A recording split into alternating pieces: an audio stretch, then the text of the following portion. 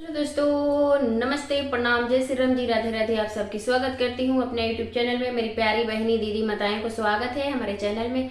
तो आज मैं बहुत ही प्यारा देहाती भोजपुरी देवी मैया का गीत लेकर आई हूँ। आप लोग जरूर सुनिएगा, कैसा लगेगा कमेंट करिएगा। चलिए मैं सुनाने जा रही हूँ। शुरू करने से पहले बोलिए दुर्गा मैया की सातों बहिनी की जय। कौन मैया त्रिशूल लिहली, कौन मैया खपर हो, कौन हो मैया ना लिहली जोड़ा नारियलवा हो, कौन हो मैया ना लिहली जोड़ा नारियलवा हो, कौन हो मैया ना। दुर्गा मैया त्रिशूल लिहली, काली मैया खपर हो, शीतली हो मैया ना। मैया लिहली जोड़ा नारियलवा हो, शीतली हो मैया ना लिहली जोड़ा नारियलवा हो, शीतली हो मैया ना। कौन मैया गोरी बाड़ी, कौन मैया कांवर हो, कौन हो मैया ना। कौन मैया गोरी बाड़ी, कौन मैया करिया हो, कौन हो मैया ना। बाड़ी अंगवा के पातर होय, कौन मैया ना। दुर्गा मैया गोरी बाड़ी, काली मैया करिया हो, कि शीतली मैया ना।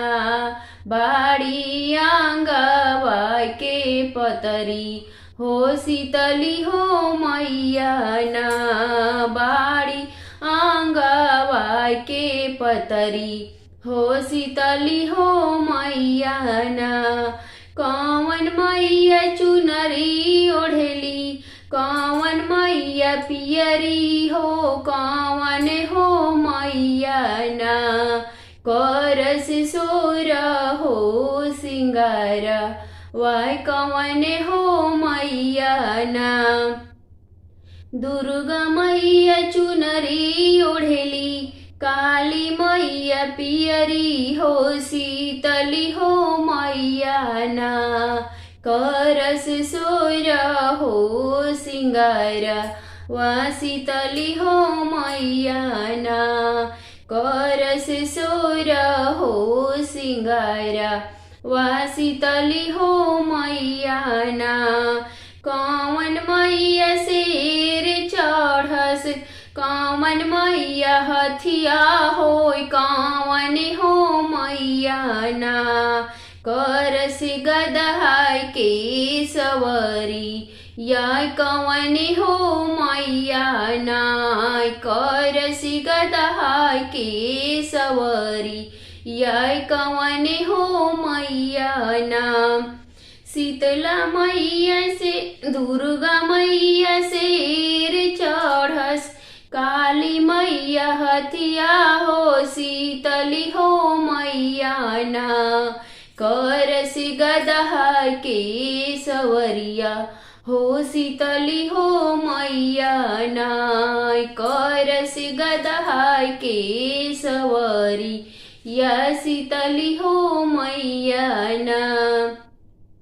कौन मैया बेटा दिहली, कौन मैया बिटिया हो, कौन हो मैया ना।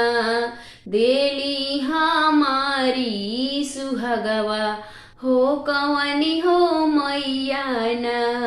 देली हमारी सुहागवा हो, कौन हो मैया ना। दुर्गा मैया बेटा दिहली, काली मैया बिटिया हो, शीतली हो मैया ना। दिहली सोर हो सुहागवा हो, शीतली हो मैया ना। दिहली हमारी सुहागवा हो शीतली हो मैया ना दिहली सुर हो सुंगारा, वाह शीतली हो मैया ना।